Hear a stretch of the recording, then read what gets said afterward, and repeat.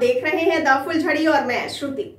केंद्र में सत्तारूढ़ नरेंद्र मोदी सरकार ने लगभग 125 साल पुराने महामारी बीमारी अधिनियम यानी EDA 1897 को बदलने की एक सार्थक पहल की है। बताया गया है कि सरकार ने राष्ट्रीय सार्वजनिक स्वास्थ्य अधिनियम यानी national public health act NPHA 2022 का मसौदा तैयार करवा रही है, जिसे वह अगले मॉनसून सत्र में संसद के पटल पर प्रस्तुत कर सकती है।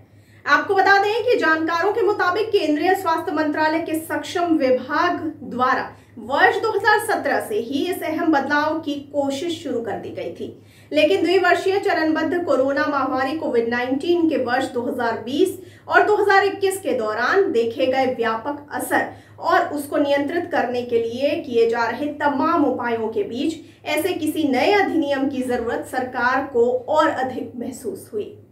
आपको बता दें कि मसौदा तैयार होने के बाद इस पर स्वास्थ्य विशेषज्ञों, अन्य संबंधित विशेषज्ञों और आम जनता की भी राय ली जाएगी।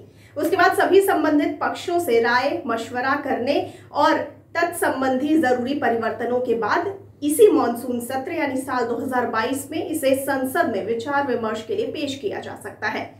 तत्पश्चात वहां से पारित होने और फिर राष्ट्रपति की मंजूरी मिलने के बाद यह कानून 125 साल पुराने अंग्रेजों के बनाए उस कानून की जगह लेगा जिसको महामारी बीमारी अधिनियम यानी एपिडेमिक डिजीज एक्ट 1897 कहा जाता है। आइए अब जानते हैं कि कब और कैसे अधिक आवश्यकता महसूस हुई इस नए राष्ट्रीय सार्वजनिक स्वास्थ्य कानून की।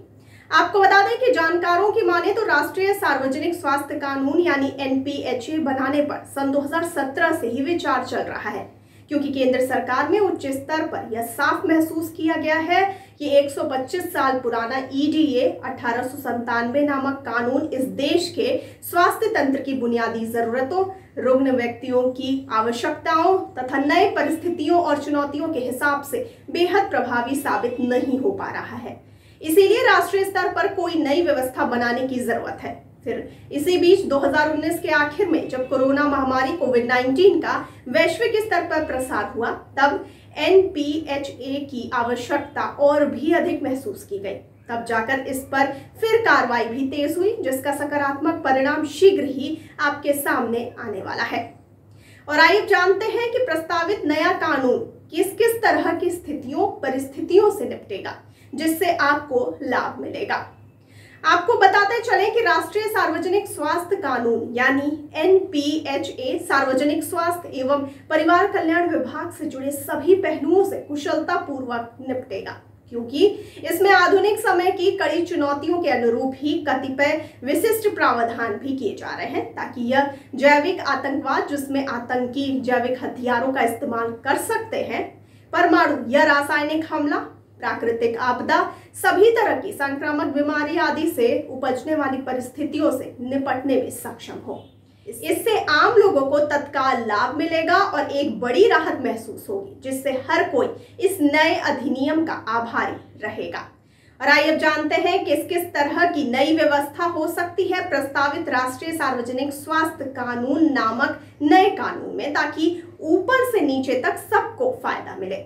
आपको बता दें कि जानकारों के मुताबिक नए कानून के तहत 4 विभिन्न स्तरों का एक तंत्र बनाया जा सकता है, जिसके हर स्तर पर एक संगठित इकाई होगी, जिसकी शक्तियां और कामकाज स्पष्ट रूप से परिभाषित किए जाएंगे, ताकि भविष्य में नीतिगत फैसले लेते समय किसी को कोई बाधा महसूस नहीं हो। जैसे केंद्रीय स्तर पर राष्ट्रीय सार्वजनिक स्वास्थ्य प्राधिकरण यानी NPHA गठित किया जा सकता है, जिसके प्रमुख केंद्रीय स्वास्थ्य मंत्री होंगे। इसी तरह की दूसरी इकाई राज्य स्तर पर भी बनाई जा सकती है, जिसकी अध्यक्षता संबंधित राज्यों के स्वास्थ्य मंत्री करेंगे।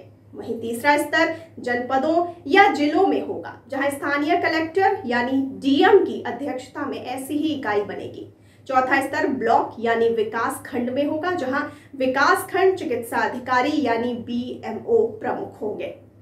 आपको इस क्रम में आगे ये भी बताते चलें कि चारों स्तर के शीर्ष व्यक्ति और उसके नेतृत्व में बनाई गई टीम को गैर संक्रामक और संक्रामक बीमारियों आदि से निपटने के लिए अपने दायरे में सभी तरह के कदम उठाने तथा निर्णय लेने का पूरा अधिकार होगा, जिसका त्वरित लाभ आम जनता को मिल सकेगा।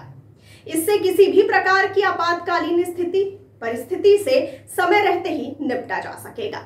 आपको बताते चलें कि अब भले ही इस नए कानून को लेकर समर्थकों और विरोधियों में आपाधापी मची हो, लेकिन कौन सही है और कौन गलत, इसका जवाब वक्त देगा। इस बारे में किसी तरह की अटकलें लगाना बुद्धिमानी कम, मूर्खता ज्यादा होगी। आपका इस बारे में क्या कहना है? आपकी क्या राय है? हमें कमेंट सेक्शन में कमेंट करके जरूर बताइए और साथ ही साथ हमारे चैनल को लाइक, सब्सक्राइब और शेयर करना बिल्कुल ना भूलिए। और मुझे दीजिए इजाजत, लेकिन आप बने रहिए द फुलझड़ी के साथ। धन्यवाद।